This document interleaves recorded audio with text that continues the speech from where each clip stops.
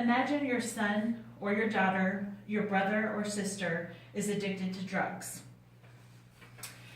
They've been caught with drugs and they're going to be arrested. And you know that they probably face jail time. But what if there is another way or another opportunity that they have instead of jail time? My name is Nicole Bowden, and I'm going to talk to you today about that other way or that other opportunity. So let's say you have a son and he's been arrested. He's going to get booked, bonded, and go before a judge. You can decide to bail him out, or you can decide to let him sit there. You can hire an attorney or let him have a court-appointed attorney. He's going to go before the judge again, and the judge is going to sentence him according to what type of drugs he possessed. Now, according to the Georgia criminal defense lawyer in an article called Possession, Intent to Distribute, and Drug Trafficking, there are 5 schedules of drugs. And the first drug is the most severe, and it decreases with each schedule. So the first schedule of drugs include heroin, LSD, and ecstasy. Schedule 2 includes morphine, cocaine, and oxycodone. Schedule 3 includes steroids. Schedule 4 includes diazepam and phenobarbital. And Schedule 5 includes any drugs with low levels of codeine. Depending on what schedule of drug he was caught with is how they'll determine the sentence. So Schedule 1 and 2 drugs, he'll receive no less than 5 years and no more than 10 years if it's his first offense. But if it's his second, third, or fifth offense, he's going to receive no less than 10, no more than 40 years. If it's any Schedule 2, 3, or 4, it's going to be no less than 1 year, no more than 10 years. But let's say your son was caught with a Schedule 1 drug, heroin. He is looking at jail time for at least 10 years, if not 40, because he is a reoffender. Your son, unfortunately, is a statistic. According to an article by Dan McVeigh entitled Treatment of Incarceration, 24% of inmates are incarcerated on drug-related charges. That means 5,487 inmates out of 23,239 are there on drug-related charges, and your son is one of them. A lot of people feel that jail is the way, and that's the way to protect the community from drug addicts. But the issue is that 2, 3, 4 years from now, they come back out into the community, and has jail done a job for them? Are they able to re-enter the community as productive citizens? Well, according to an article by Stephanie Slifer entitled Once a Criminal, Always a Criminal, 39% of people that come out on drug-related charges will re-offend within 5 years. So what is the real problem? How do we fix the real problem? Is jail time the fixer? I don't think it is.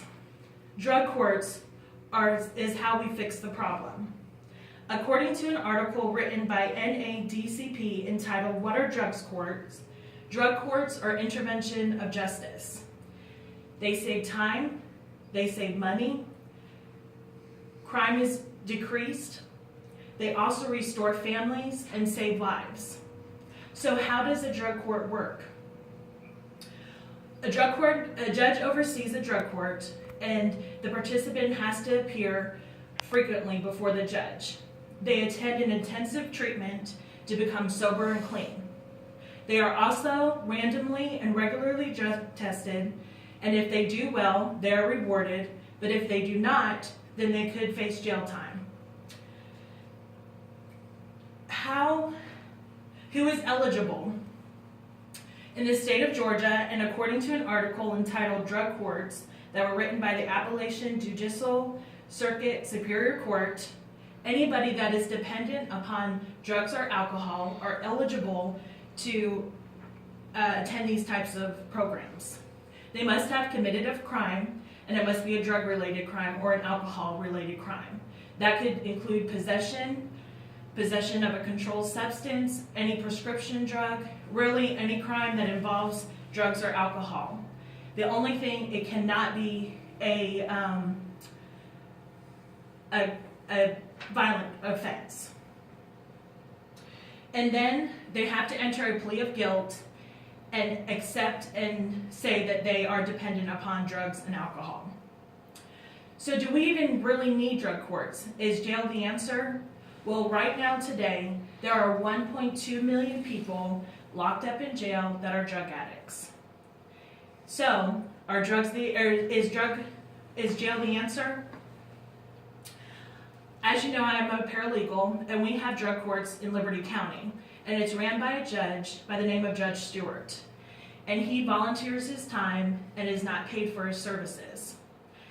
One morning, we were sitting there waiting for a divorce call, and drug court happens in Liberty County at 8:30, and regular cases start at 9.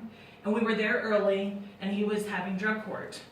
There was a woman there that was approximately 45 to 50 years old, and she was a reoffender.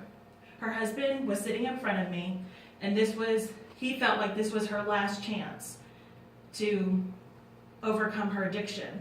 So they sentenced her to the drug court program. I don't know the outcome of this story, but what I do know is that she was given a second chance, and hopefully that man does not have to see his wife die. I do have a success story, and it's taken from the Hazelton Betty Ford Foundation, and they published an article called Drug Court Success Stories, Reduce the Cycle of Addiction Crime. And this story is about Rick. Rick is a 46-year-old man, and he is a criminal. He has 33 criminal offenses on his records. He has been smoking marijuana since he was 15 and drinking alcohol since he was 13. Rick was picked up on his 9th operating while intoxicated charge.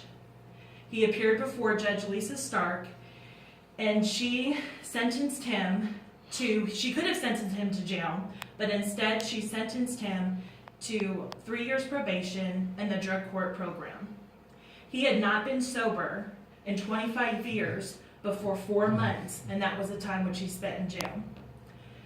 Within the first month, he stopped drinking alcohol. Within the second month, he had gave up smoking marijuana.